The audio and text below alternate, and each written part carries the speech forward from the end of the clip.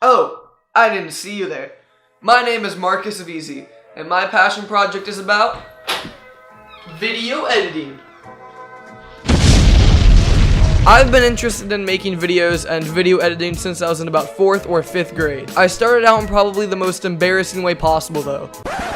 Making Minecraft videos. Let's go ahead and try to smelt some of my iron that I had. I started experimenting with YouTube videos and I soon got really into the whole editing aspect of it. I started editing with Windows Movie Maker, but after a few years I bought myself a program called Adobe Premiere Pro. I self-taught myself almost all the skills I know today, with the help of tutorials online. For a while now, I've only been using basic editing techniques, and now I want to step up my game. My passion project is about some of the video editing techniques that I learned over the past few months.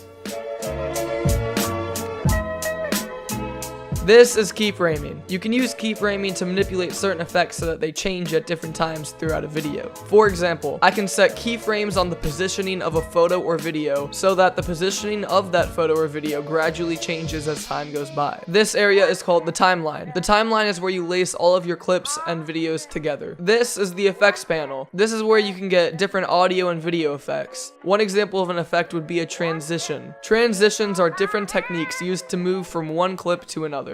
Masks are tools used to cover up or show certain clips at different times.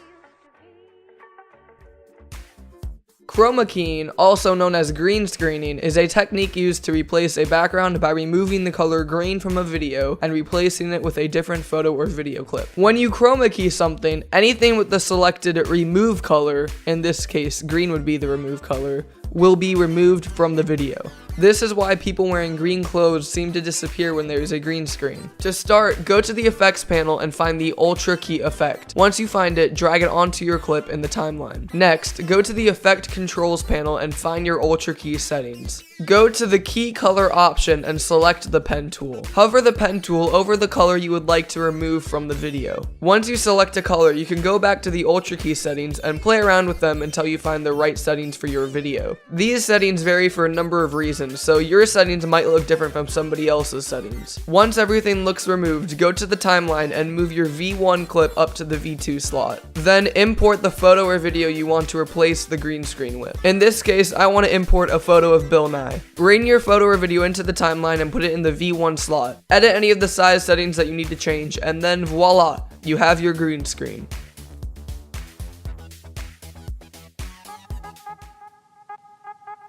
So like you would do in all projects, import your footage to the timeline. Then create your title and edit it however you want. Next, place your title where the revealing is going to happen. The placement of your title is very important because if you put it in the wrong area, the effect is going to look very unprofessional. Create a mask on the text at the beginning of the reveal. It should be tall enough so that the entire title could fit in it. Place the edge of the mask on the edge of whatever is going to reveal the title. In this case, I would place the edge of the mask on my leg. In your mask settings, click the little stopwatch next to the mask path option. This will allow you to set keyframes on the mask. Now, go frame by frame and adjust the mask as the mover reveals the title. Keyframes will automatically be placed on the mask as you edit the mask in each frame.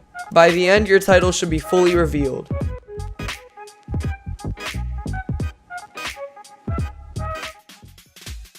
So this effect is actually why I chose video editing for my passion project, and it's what I like to call the placing stuff around you in post-editing because you aren't cool enough to put stuff around you in real life by yourself effect.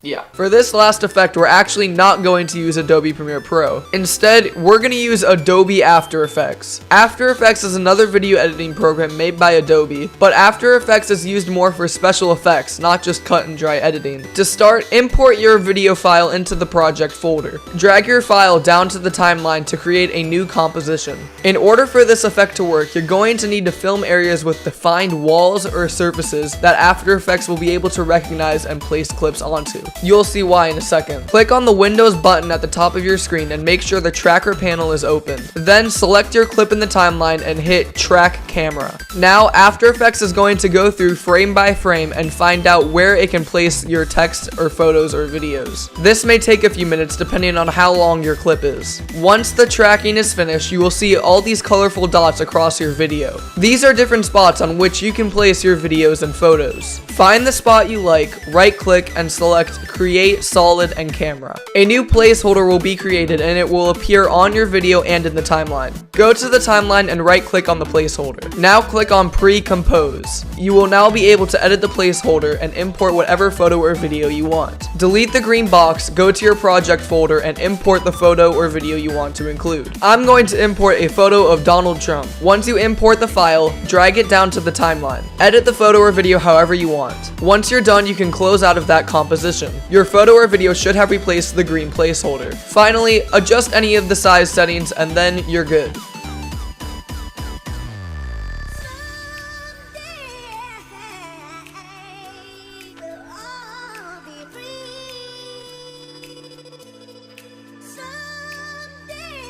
And that's it.